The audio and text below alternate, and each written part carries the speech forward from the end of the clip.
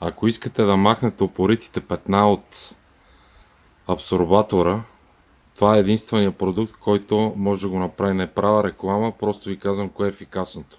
Ето вижте, след като е напръскано и поседял 5 минути, как е избил мазината.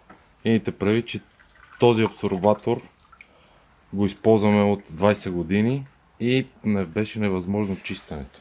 Гледайте сега разликата.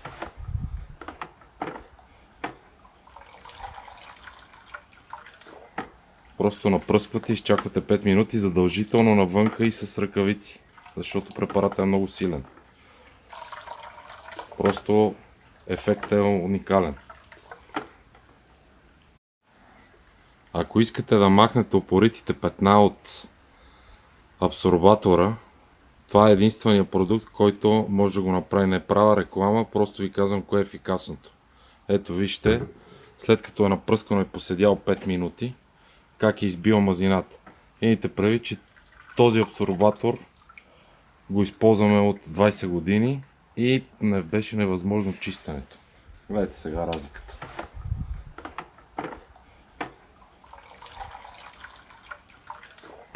Просто напръсквате и изчаквате 5 минути задължително навънка и с ръкавици, защото препаратът е много силен. Просто ефектът е уникален.